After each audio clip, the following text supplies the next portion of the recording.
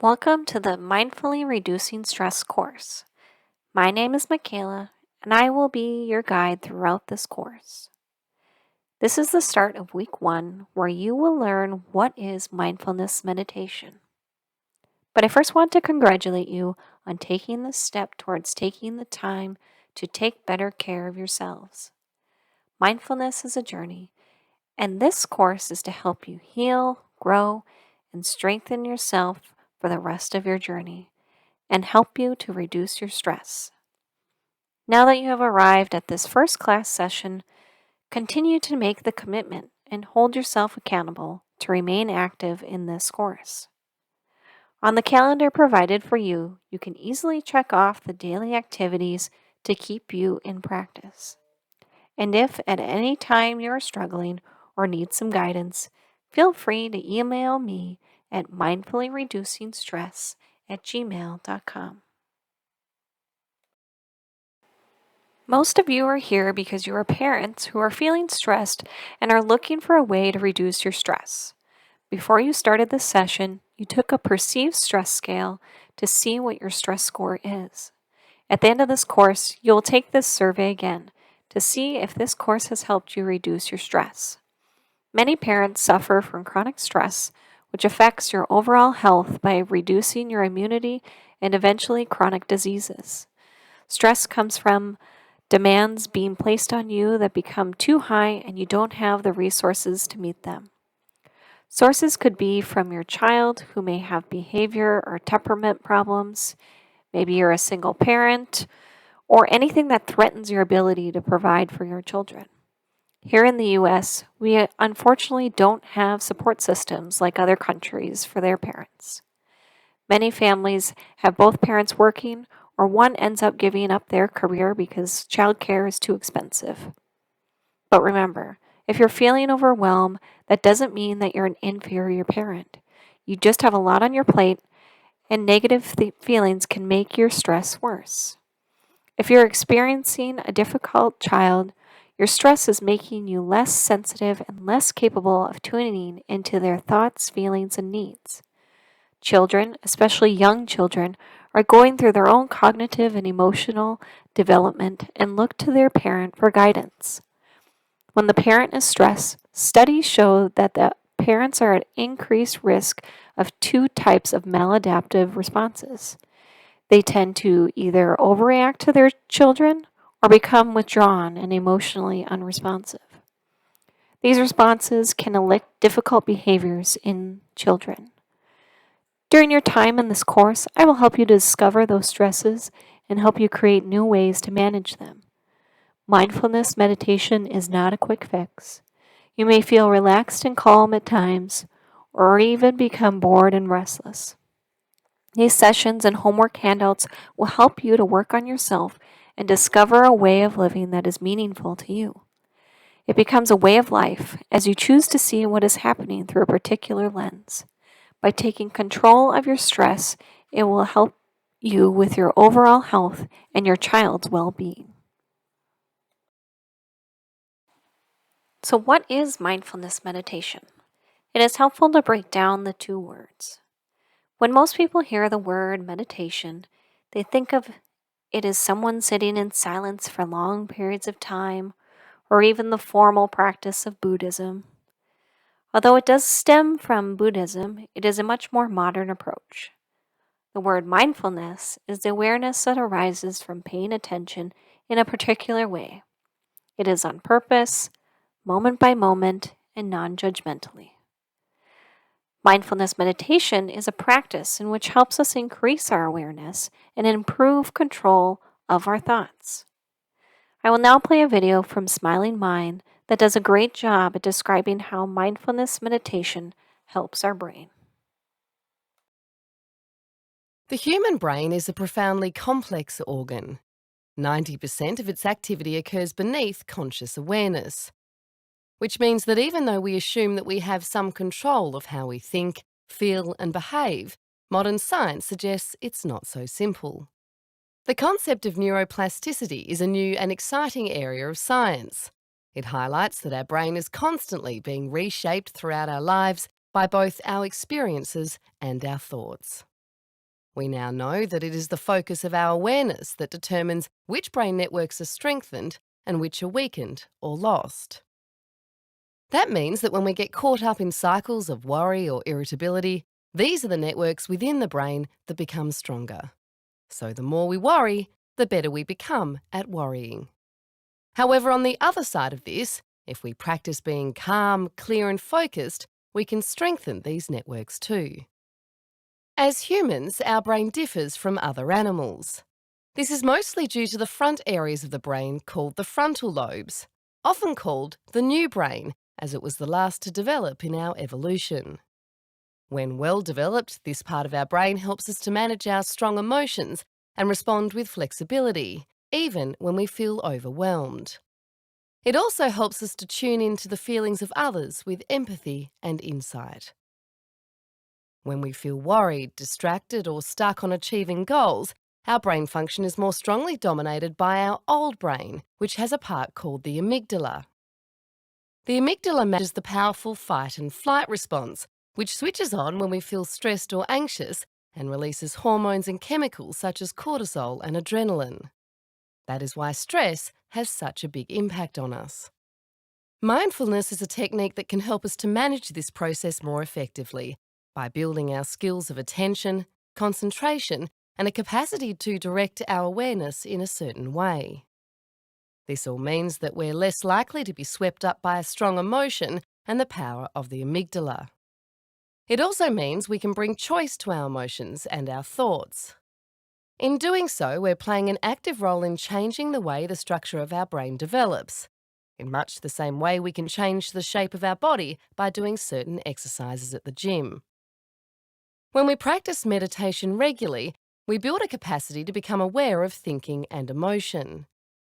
As our mind becomes more settled, our nervous system is able to take in more accurate information, and we can access capacities for creativity, flexibility, and lateral thinking, which enable us to manage challenging situations more skillfully. When we build skills of mindfulness, we still experience negative feelings like frustration, disappointment, fear, or irritability. But the research shows that we recover much more quickly.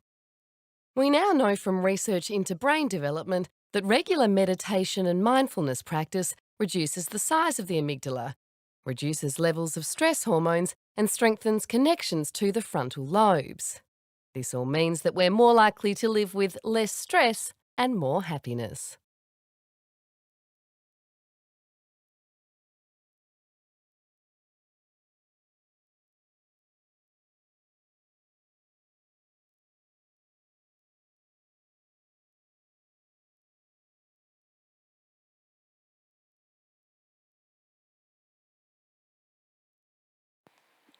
What is more, and surprising to many people, rather than trying to get to some special meditative state or condition, the cultivation of mindfulness involves not trying to get anywhere else or to experience some kind of special mindful state, but rather to fully inhabit the moment as it is.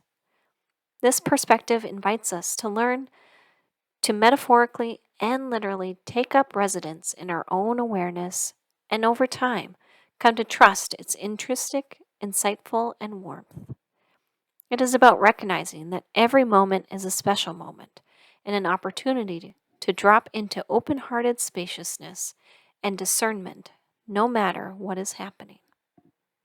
The mind is hardly ever in the present moment, but it is instead either rehashing the past or rehearsing the future.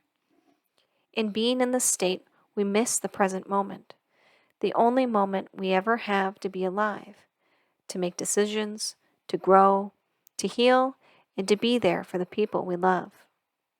We live most of our lives on autopilot, lost in thoughts. We realize that we have not really been there for important times in our lives and might feel the pain of that loss acutely. Often it feels like this moment, the one we are in right now, isn't really worth paying attention to.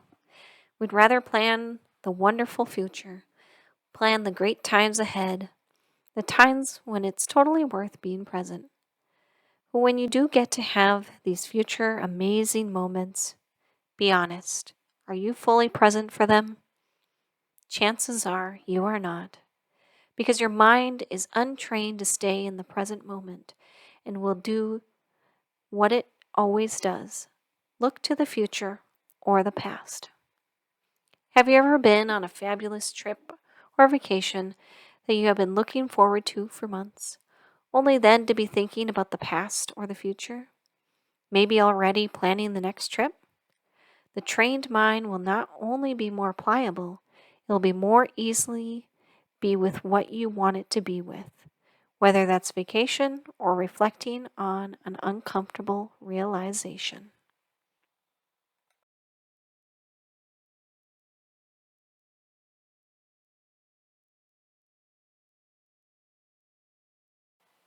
Now I'm going to introduce you to a focused breathing meditation. There are a couple things for you to know before we get started. A breathing meditation is simply attending to the breath with our kind attention moment by moment. We don't have to breathe deeply or in any particular way. We are not manipulating our breath or any other part of our experience. But we might often find that we're just paying attention to the breath. Naturally slows down and becomes deeper, because that is the body's response to calming down. But there is no need to try to make that happen purposefully. Just notice the breath exactly as it is without judgment. We also aren't thinking about the process of breathing, like how oxygen binds with hemoglobin and travels through the body. That's thinking, not sensing. We are sensing the breath as it moves in and out of the body. We feel the chest moving, the air flowing in and out of the nostrils.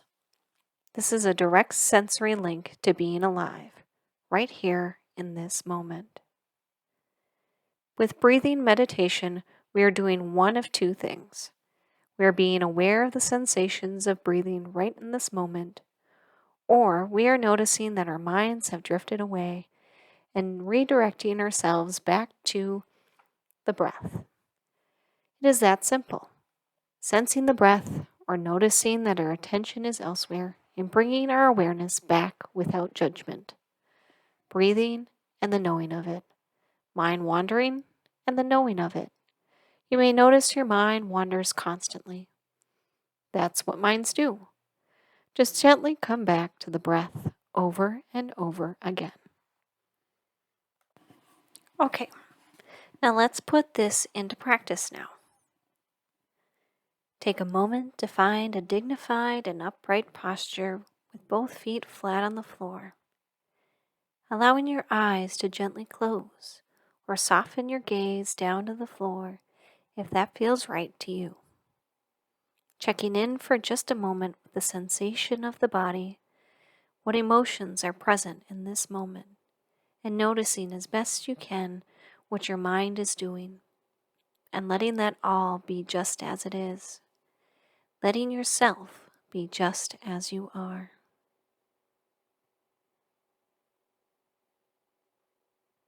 As best you can, taking your awareness into the body to notice the sensations of the breath. If it is helpful, take 2 or 3 breaths that are just a bit deeper than you would normally take, just to help you sense that place in your body where you feel your breath the most. Or maybe that place you feel the breath is most pleasant. It might be the chest or the belly.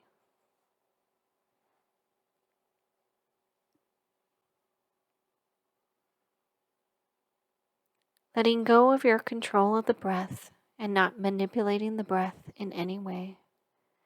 Trusting the abundant wisdom in your body to breathe just right. Just observing rather than controlling the breath.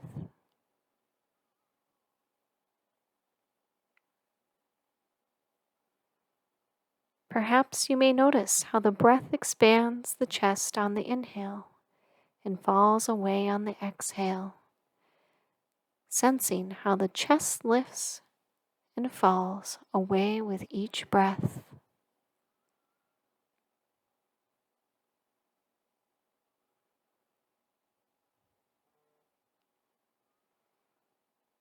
Tracking as best you can the entire cycle of the breath, the inhale and the exhale, simply tracking the sensations of each inhale and each exhale, allowing yourself to get as close as you can to the sensation of your breath.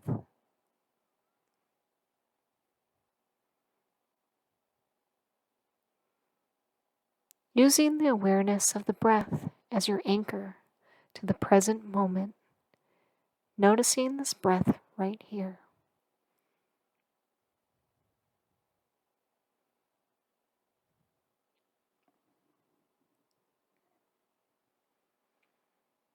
Noticing each breath as it develops, allowing any tension in the body that isn't needed to be released with each exhale, yet allowing any tension that remains to be just as it is.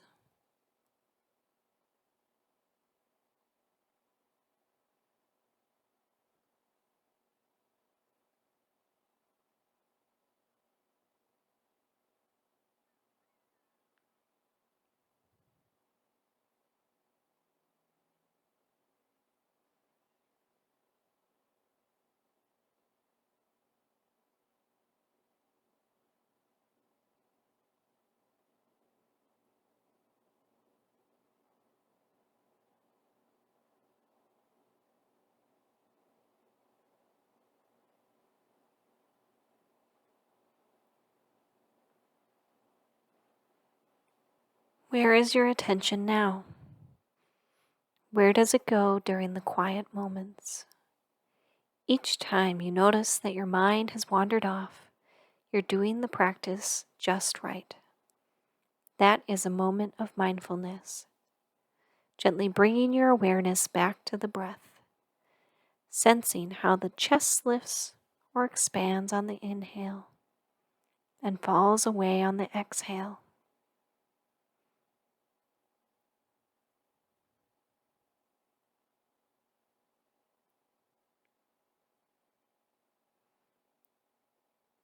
This lifting and falling away of the breath is completely familiar, a reliable anchor to the present moment. Right here, right now, this breath.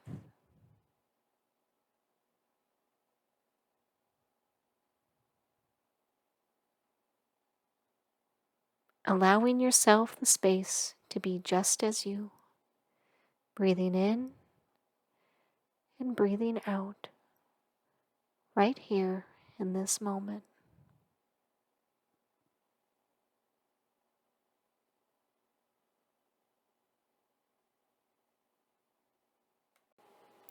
That completes our Week 1, Part 1 video. As you learn from the meditation, our mind is wandering to many different thoughts. I like to call those distractions. During your time over this course, please write down these distractions and keep them till the end. We'll be using them at the end in Week 6 for Let It Go. The next video, Part 2, for this week will be focusing on formal and informal mindfulness practices. Thank you for your time today and happy meditating.